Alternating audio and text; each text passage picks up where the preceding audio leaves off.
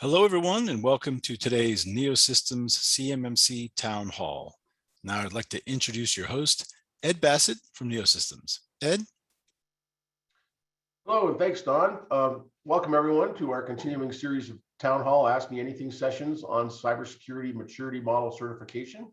My guest today is David Gould. I do want to remind everyone that we are recording these sessions as part of our community outreach to the defense industrial base.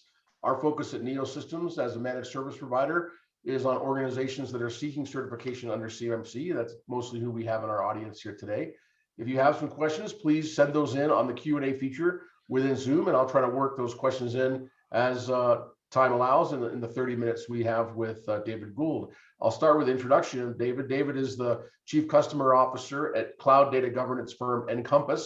He is a domain expert in the advanced next generation information governance products, as well as corporate programs for data governance.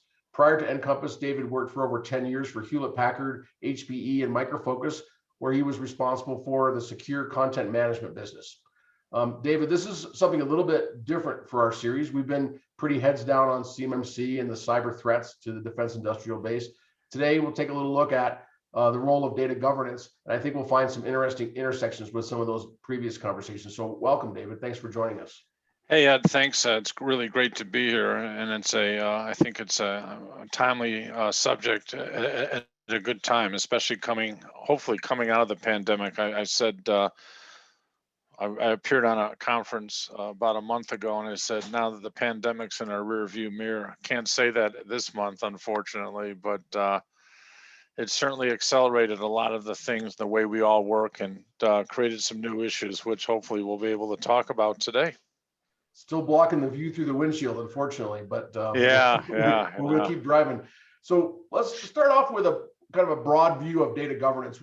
What is it? Why do we need it? Just at the broad strokes level. Yeah, at a very high level, data governance, I would say the first 10 years of my career in this space, it was a nice thing to do, but changes in privacy laws, the overwhelming explosion of content, the sheer volume of it, the complexity of determining what to keep and what not to keep, and then the old cost factor, all of these things together have created a perfect storm and put data governance really on the front burner of every organization that we talk to. And as I was telling Ed before we went live, I've had a lot of experience in working in the Defense Department as well as in Department of Energy, and pretty familiar with the issues. And I think the core issue that we've always focused in on is not the perimeter of the organization, but the actual, what is that content? How do I identify it? How do I manage it appropriately? And then how do I eventually dispose of it if required? Now in government, there are some anomalies. Specifically, there is this concept of long-term preservation. That's what we have the National Archives for. But there's still a lot of content out there that needs to be managed, not only for preservation purposes, but for a lot of other reasons. And so the environment out there, especially with the changes in the way we've worked by moving out of a central office to a distributed location, just like we are today, has made the problem of data governance more front burner, more important, because it's really all about one thing. It's about protecting your business's reputation. If you don't do a good job of managing your customer data, your employee data, not only are you subject to fine, but really the bottom line is the impact on your business reputationally is pretty significant. So CMMC is ultimately about protecting intellectual property of the United States from our foreign adversaries, right? It was invented to stop flow of data to people that shouldn't have it. So a lot of the discussion revolves around defense industrial base members, contractors, understanding what data needs to be protected. We talk about federal contract information, controlled unclassified information, et cetera. It can be hard to identify specifically what information assets we have and which ones are covered by those specific regulations. How does having a strong data governance program, how does it support those objectives? I mean, help us become compliant. Well, it's really at the core of the problem, the ability to discover content, not only where it's kept or who has access to it, but what's in the content itself and how does that relate to long-term challenges regarding privacy, regarding security, regarding compliance. These are really, really important issues. And so the ability to discover that information, in especially in new platforms like Teams, like Slack, all these new collaboration platforms that are out there. It was in the old days, government agencies, especially the defense industry, would rely mostly on email archiving tools to identify content of importance.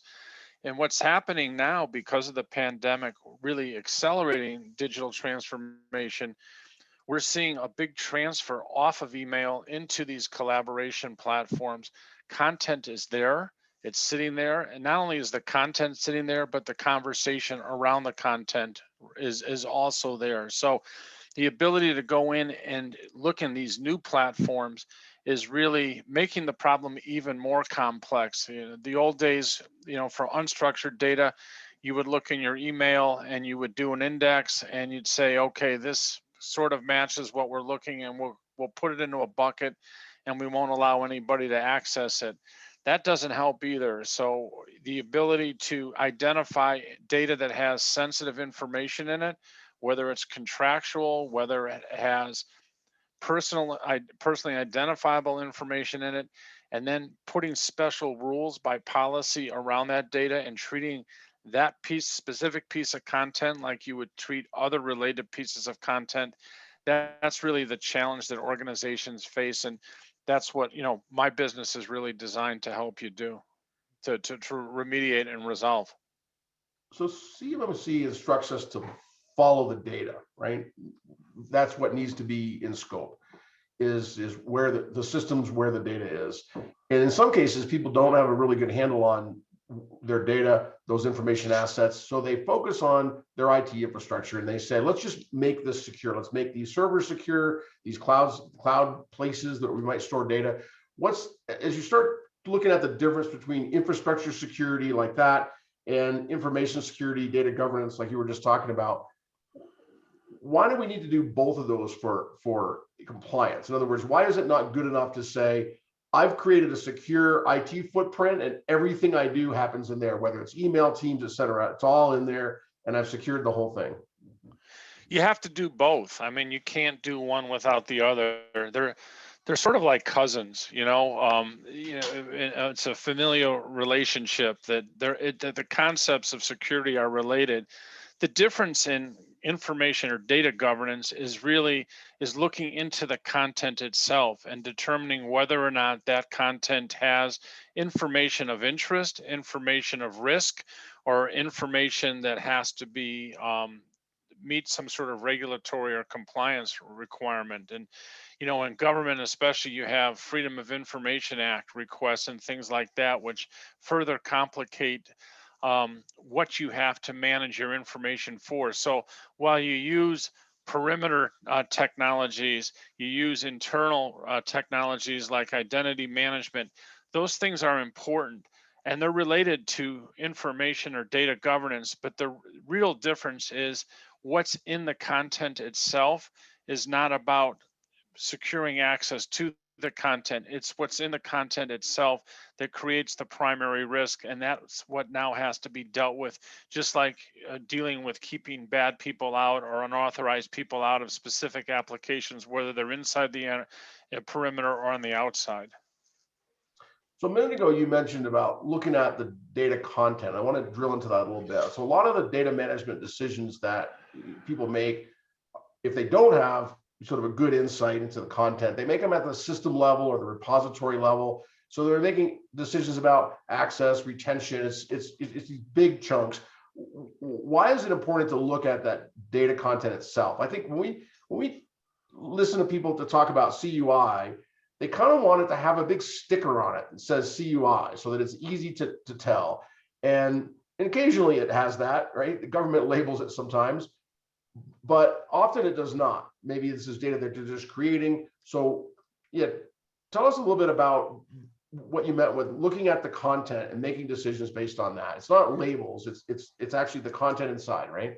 Well, yeah, there are, labels are part of the context around that content, but within the content itself, there are things now that create risk. If you have a Teams chat, for example, and you're talking about a specific customer, and you share some personal information on it. It could be a social security number, it could be a driver's license number, it could be a contract number. And so you have to be able to understand what's actually the content is, what's in the content itself, to determine the risk factor to your organization. Clearly, if you have a document that's out there that people have access to, and really we're talking about information that's permission to have access to, that permission is there, but what's in the content itself is really the risk factor that has to be discovered, identified, and classified. So the end result is reducing the risk of the content itself, but there are really some great side benefits to data governance. And the most important side benefit is the ability to find things faster, with more assurance, and also with security in mind. I want to ask you about supply chain risks. That's a common topic that we talk about, and we've talked to several large primes on this series that have said that they're working systematically to go through their suppliers and reduce the number of vendors, subcontractors, et cetera, that they share sensitive information with, right? That they're saying, well, what business do we do with them, and what information do we share? Their reason for doing that is, reduce the attack surface, right? If the information isn't out there at these other places, it's not susceptible to be stolen, and it reduces the compliance burden. So I'm assuming a good set of data governance tools like you're talking about would make that a lot easier. What do you think about data governance beyond the boundaries of the enterprise? Do you see people extending this out to lower tiers of their supply chain? That's a great question. And what we're seeing, especially inside the pandemic, using tools like Teams. And Teams is a fantastic collaboration platform. It's gone from 1.7 million users in the year 2017 to 165 million users today, as of April of 2021. And what's happened is organizations are using platforms like Teams, and they're opening it up to people outside the enterprise. And so the ability to understand what information is being shared in that sort of conversation, just like we're doing today. I'm outside the NeoSystems enterprise, and if we were having a business conversation, you would be using Teams. And if I started sharing information, or I started having chat on the side, somebody would need to know what kind of information is being shared. And so the security risk of participating within a collaborative platform have grown exponentially, because people do have access to content. And not only do they have access to content, they also have the ability to say, wow, this is an important piece of content. It contains highly sensitive, or what I would call high risk information, and it really does need to fall under some sort of special protection. So the ability to identify that content in new age platforms like Teams and collaboration platforms like Slack is becoming increasingly important. And we're seeing that not only in government, but we're seeing it in heavily regulated industries like pharmaceutical, where the legal people want to understand what information is actually being shared outside of the enterprise, and even sometimes within the enterprise, and what kind of steps can be taken to identify and control and manage that information from a security perspective. I think, yeah, the proliferation has definitely shifted the thinking, right? Because if you look at the early days of cybersecurity, focused on computer systems where structured communications were happening, and ad hoc communications was basically a phone making voice calls. So you just kind of ignored it. There wasn't a huge risk there. I mean, we didn't 100% ignore it, but for the most part, it wasn't a huge volume of data, and we didn't worry too much about it. But now that ad hoc communication is everything, all the time, all these forms you mentioned. So it's a much, it's a much more relevant problem. Yeah, and look, it extends not only to unstructured content like a contract, or like, chat or things like that, but certainly in the structured world, organizations, as they bring new applications online, or they modify or update applications, there's this concept of called test data management. And what organizations do is they take an entire corpus of data and they'll ship it somewhere and have some third party actually analyze the live data in a test format to make sure the system is working. That's created huge risk as well. So there's a whole new need for encrypting data or format preserving encryption to protect data from that perspective as well. Organizations, while they continue to invest heavily, and they have to, in perimeter security and application security, the truth is that the cell which contains a social security number or a piece of paper which contains a picture of an individual or something like that, those are as risky, and there are laws and punitive measures that have to be applied that way. And certainly when you look at the rush in the last 5 years around privacy protection, starting with the general data protection requirement in Europe, moving to California, the California Consumer Protection Act, Virginia, the Virginia Data Protection Act, all of these acts really require organizations to handle the actual content in a very different way than they have to than they handled it in a historical or legacy fashion. And yeah, don't forget Colorado Privacy Act, my home state. Yep, So joining that party, and there's a lot of states lining up right behind them, right? There's those three, the two you mentioned, California, Virginia, Colorado, leading, but there's almost every other state has something in the legislative process that's going to do that. There's actually 15 pieces of active legislation by 15 different states. And so if you think about a government contractor, and if you have multiple locations and you have employees in California or Virginia, or you're keeping data on consumers or other organizations in those states, and you have to do it 15 different times, that is also adding to a level of complexity of how to manage the content itself that we've never seen before. And it's unprecedented. It's also extremely challenging without the right systems and tools. So looking at what you're doing at EncompaaS, real-time analysis, management, visualization, I mean, you're adding a significant amount of automation to a process that I think some people struggle with. Certainly, as you've made the case that doing it manually is not that realistic. What are, beyond the regulatory drivers, the cybersecurity laws, the privacy laws, what other drivers are leading companies to make investments? You mentioned reputation. What else is leading people down this path of saying, hey, I better put some effort into this and do it in a structured way? Well, I think the biggest thing that organizations are struggling with now is just around basic concepts around productivity. Do my employees have access to the information they're entitled to use? And the answer in most cases is no. And it's not because of the security entitlement or the permission level that's been granted. It's the fact that this information is strewn all across the enterprise, multiple repositories, multiple locations, even in SharePoint or M365. When you have a chat, for example, in Teams, that information is being stored in SharePoint Online.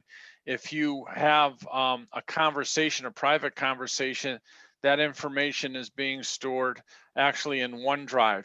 So this information is being strewn all across the enterprise. And so for an employee who is trying to do investigation, to do discovery of what information is pertinent to a specific project or something that they're working on, the ability to actually find that information is incredibly important. And if you can't find it, if you don't present a complete answer to the question, in a case like FOIA, that's a huge issue. So these things are increasingly important from a productivity perspective, as well as reputation and business risk perspective.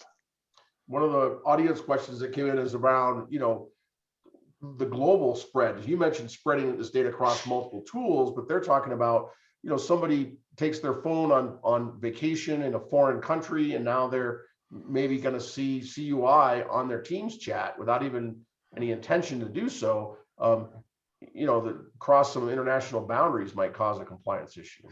No, it does. And there's also data retention laws that are specific to every country, and then within certain countries, in the United States is a great example.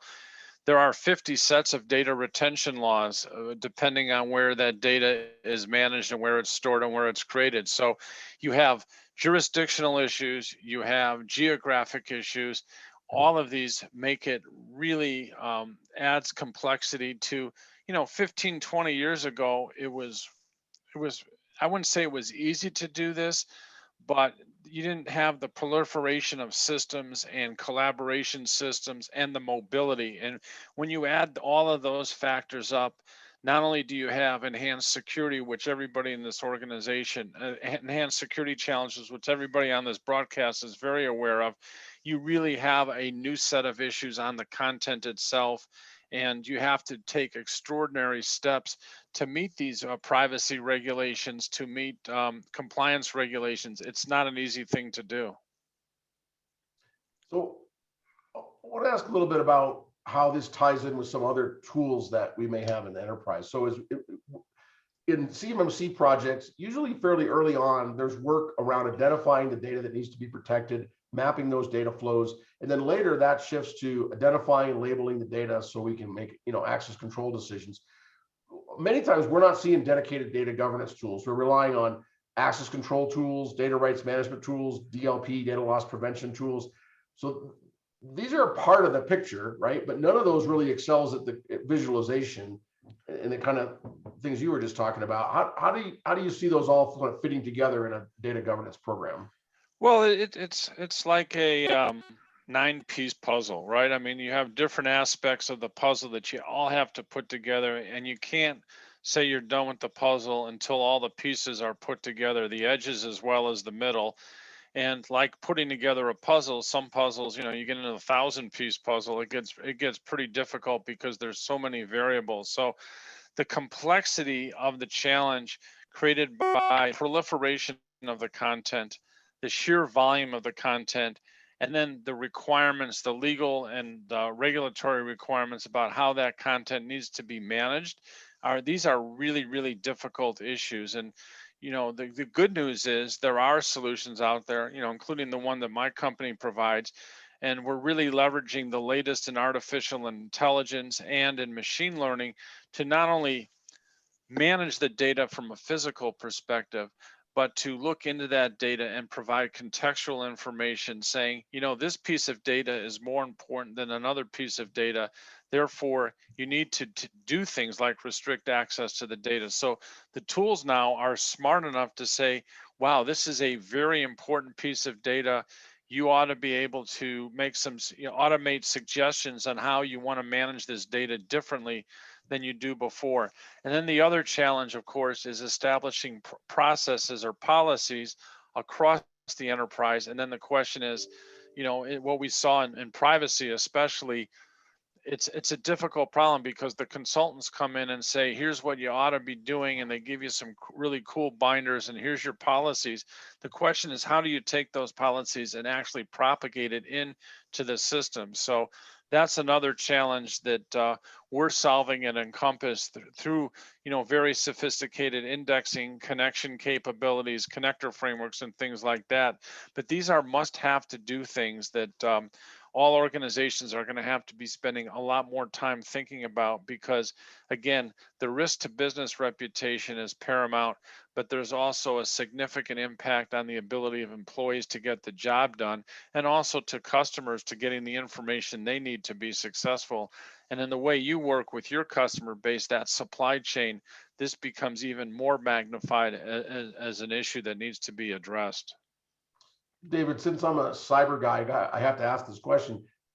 As you've worked on a lot of these projects, data governance projects, do you typically see them well integrated with the cybersecurity strategy, or managed as a separate effort? Like, are people really all playing nice in the sandbox? They're in the same sandbox, but it's more of what a child psychologist would say, define as parallel play. You're playing in the same sandbox, but you may be in different corners of the sandbox and you're really not playing together. So the concept of parallel play in child psychology is one that I often use in these kinds of conversations, because yeah, you could be playing with the same sand in the same box and have your parents sitting there watching you, but are you really interacting with the kids, other kids, to do something in a collaborative way? And for little kids, the answer is obviously no. But in the real world, we are seeing in some organizations, there is a maturity level within businesses where the CISO is talking to the chief compliance officer, is talking to the chief legal officer. But we're also seeing, because of the rush to implement collaboration tools to preserve the ability to work together in far-flung places, the decisions to implement new technology are really being done before they're thoroughly vetted out by someone in security, by someone, the chief data privacy officer or the chief legal officer. And when we talk to people in the pharma industry, which is heavily regulated in terms of the content, I've had people tell me that that this is the greatest challenge that they face, is that you can't say no to these technologies because you have to have them.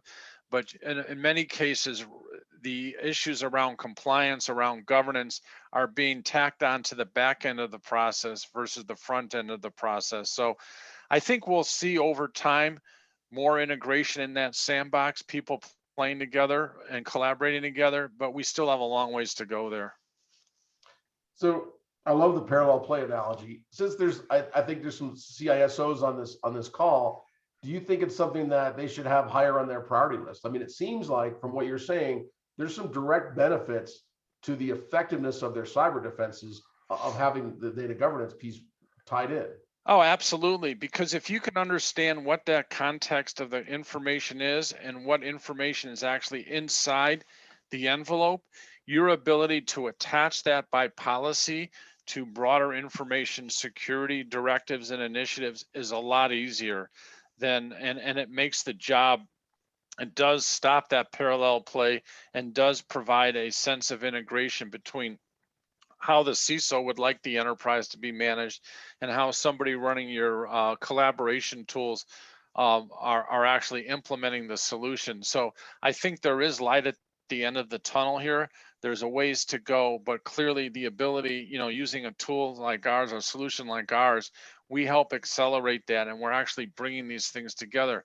For me, as someone who's running a sales organization, that's our biggest challenge. How do we get the CISO to talk to the chief legal officer, to talk to the chief compliance officer?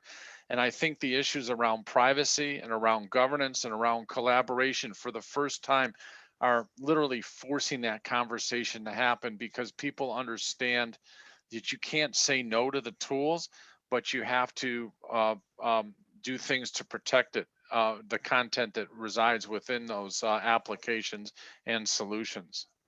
So what about companies where all those job roles you just mentioned are all performed by the CEO? So small businesses, right? Yeah, right. Many of our audience is small business. Specialized data governance tools, it may sound like something for the bigs, right? That they can't afford. Does you at EncompaaS, do you reach into smaller businesses, and what do you see when you get there? Well, look, a small business, if you have a 50-person business, a 25-person business, there's not necessarily a correlation between the number of employees and the volume of data that you can collect, especially in defense contracting, where you're managing huge sums of data, and you could have a small boutique firm that's doing a specific project, but think about all the electronic data that you're collecting, in some cases physical data. So this is, and the other thing is that the laws regarding privacy, around compliance, they apply equally. They're an equal opportunity employer. I'll go back again into the pharma example. You have the Food and Drug Administration, and they don't discriminate between large and small. They have the same requirements apply all across the board. And small companies as well as large companies are singularly challenged. I remember years ago when I was selling a compliance package, running a compliance package for a small startup.